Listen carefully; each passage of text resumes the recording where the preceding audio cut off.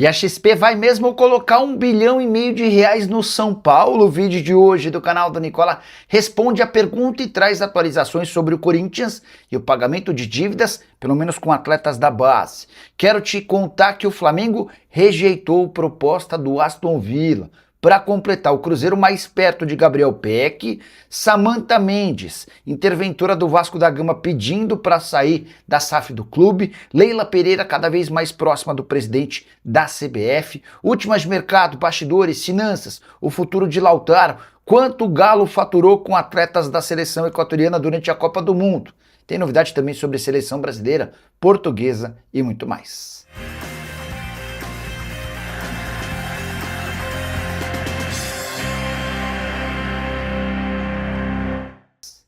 Fala aí pessoal, sou Jorge e Nicola, bem-vindos a mais um vídeo do canal. Sempre bom ter vocês por aqui, sem perder tempo, pedir para deixar like, se inscrever no canal e ativar as notificações. Antes das notícias, bora brincar com o palpitão do Nicola. Sugestão para essa quarta-feira, vai no jogo entre Inglaterra e República Democrática do Congo. Preciso que a Inglaterra vença por até 2 gols de diferença.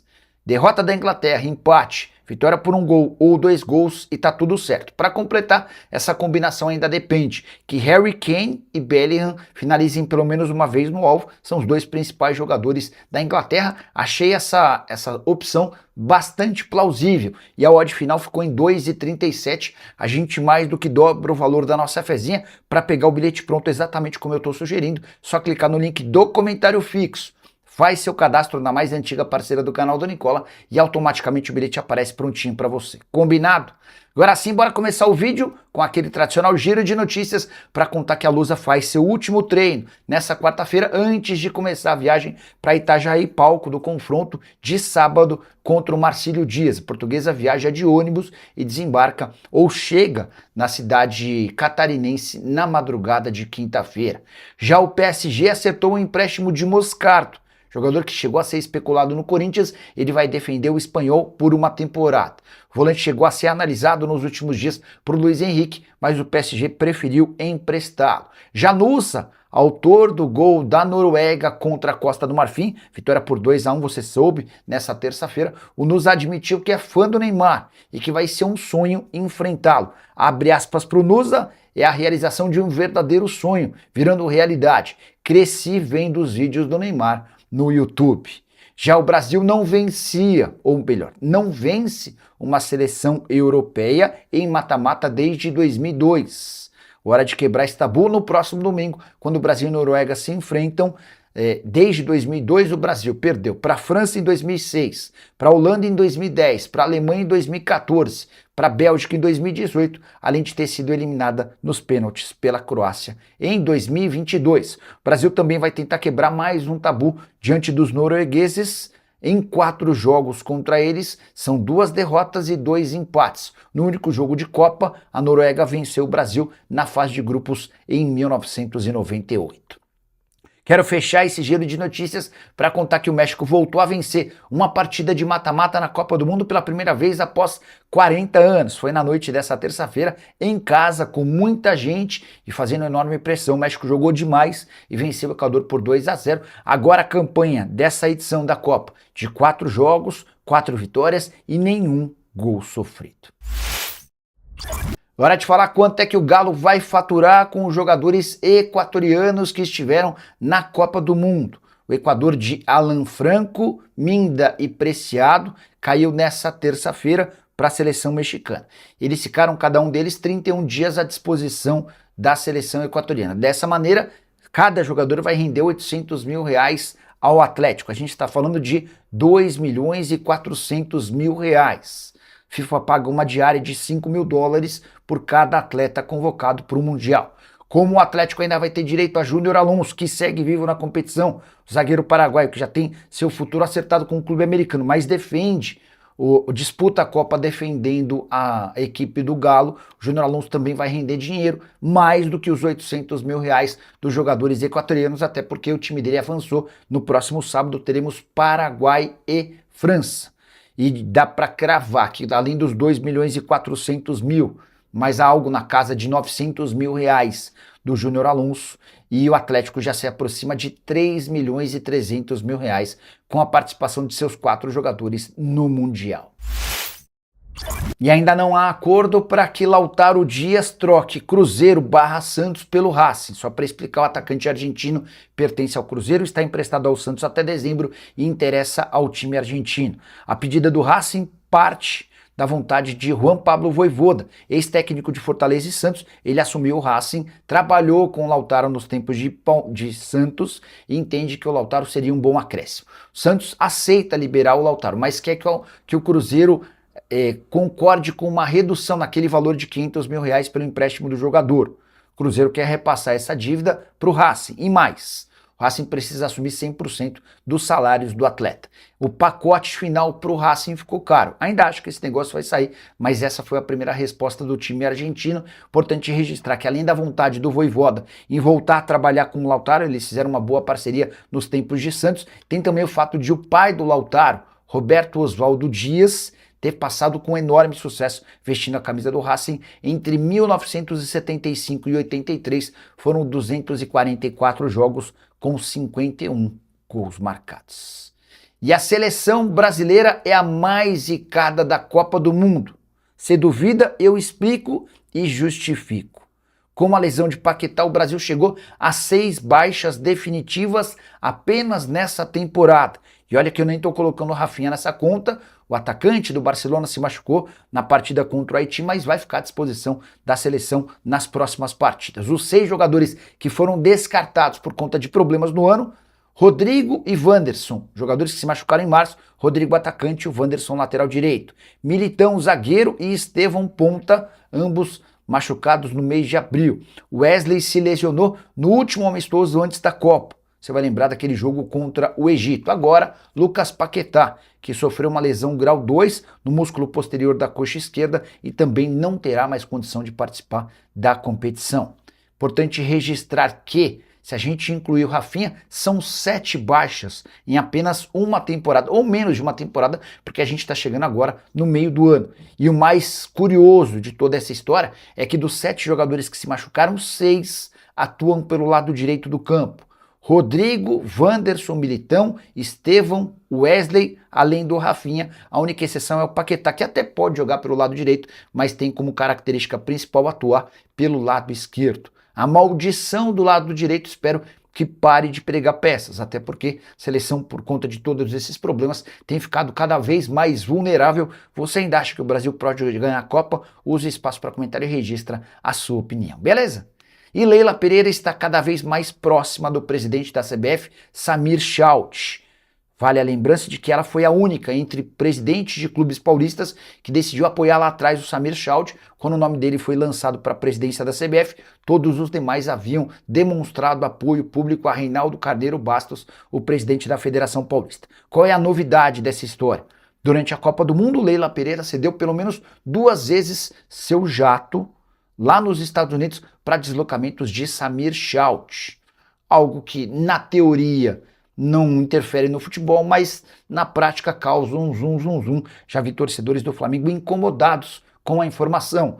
Notícia que foi inclusive divulgada pelo jornalista Lauro Jardim. Será que a CBF não conseguiria um outro meio para transportar o seu presidente do que depender do avião de uma presidente de um clube da Série A? De qualquer forma, isso só mostra e reforça a proximidade de Palmeiras e CBF. Aguardemos cenas dos próximos capítulos.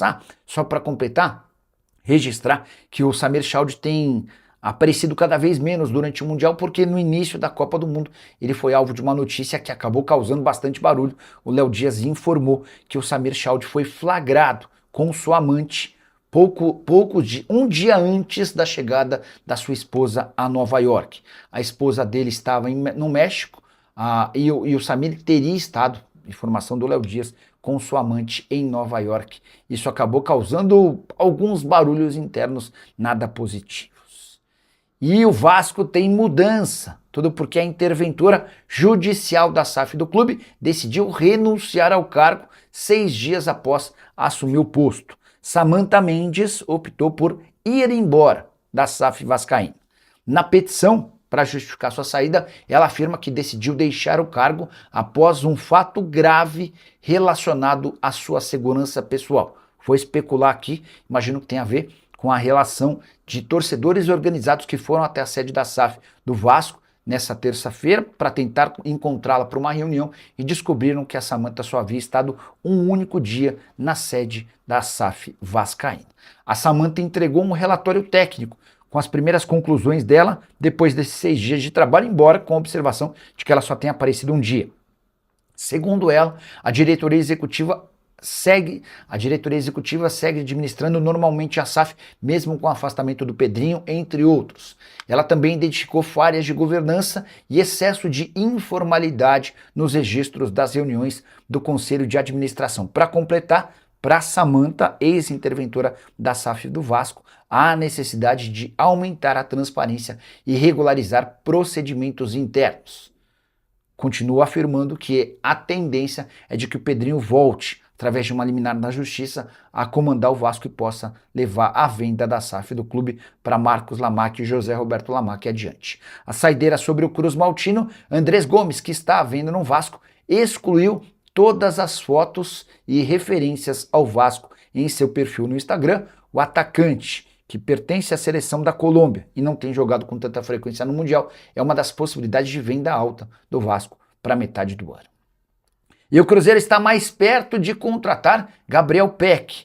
E olha que essa notícia parece maluca, porque nessa semana a ESPN chegou a divulgar que o Cruzeiro havia se afastado do negócio depois de uma oferta do Bahia de 14 milhões de euros. Cheguei a dizer para vocês que não fazia muito sentido uma oferta de 14 milhões de euros para um Los Angeles Galaxy que acenava com a possibilidade de venda por algo na casa dos 12 milhões de euros. E é mais ou menos nessa cifra que o Cruzeiro chegou para a contratação do meio atacante, revelado no Vasco e que vive grande fase no futebol americano. Ele é um dos principais protagonistas do time. Salário de R$1 milhão por mês, peça pedida por Arthur Jorge. Pedro Lourenço tem feito todos os esforços para que essa negociação seja concretizada ainda nessa semana. Peck, que havia sido comprado do Vasco por 10 milhões de dólares, a tendência é que o Galaxy fique com um lucro de 2 milhões de dólares e o martelo seja batido a qualquer momento. Se acontecer, volto para informar para vocês em primeira mão. Beleza?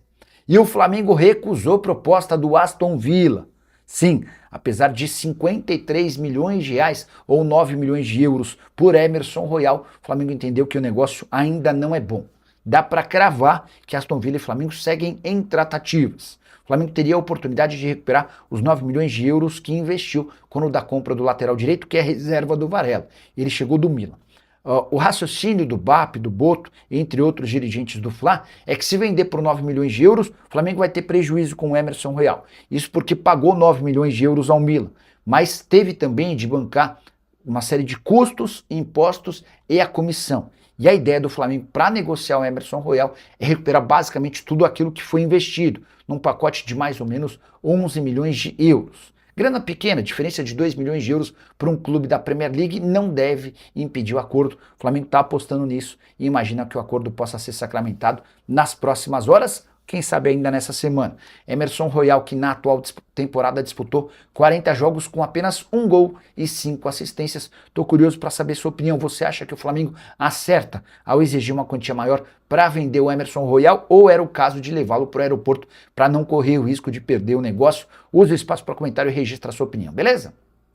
Hora de falar sobre o Corinthians, que conseguiu quitar parte de sua dívida com os atletas, mas até aqui o pagamento ocorreu apenas com os jogadores da base. Lembra que eu contei para vocês que a ajuda de custo para jogadores amadores não vinha sendo quitada há 15 dias. Desde a metade do mês passado, os jogadores, atletas da base, que precisam desse dinheiro para, por exemplo, ter o que comer e conseguirem chegar aos treinamentos, esses caras não vinham recebendo essa ajuda de custo. Alguns desses atletas, inclusive, deixaram de frequentar os últimos treinos, porque não tinham como chegar até os treinos, realidade completamente diferente dos jogadores profissionais, que têm salários gigantes e uma condição financeira bem melhor. Pois bem, o Corinthians conseguiu nas últimas horas a quitação dessa ajuda de custo que estava pendente, mas direitos de imagem dos atletas do time principal seguem abertas.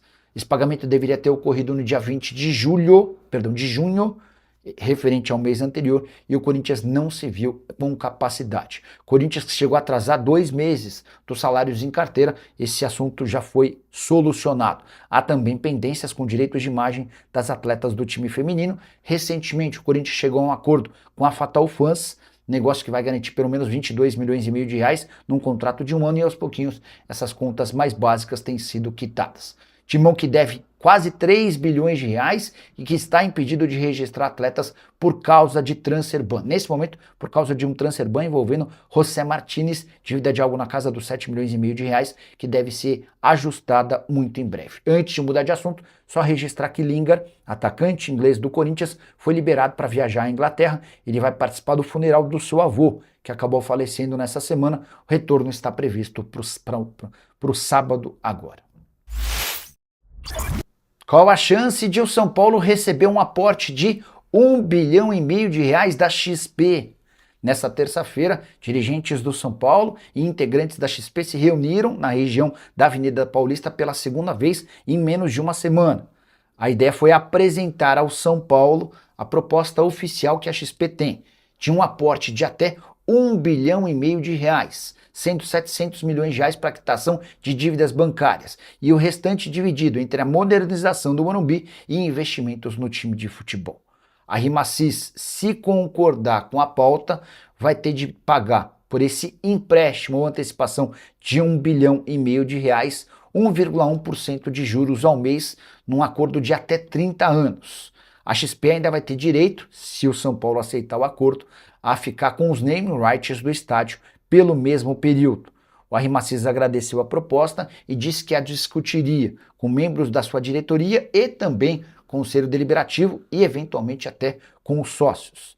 São Paulo e XP podem formar uma sociedade com o São Paulo sendo sócio majoritário e a XP sendo sócia minoritária. Acho difícil que essa sociedade discutida ou sugerida pela XP possa avançar.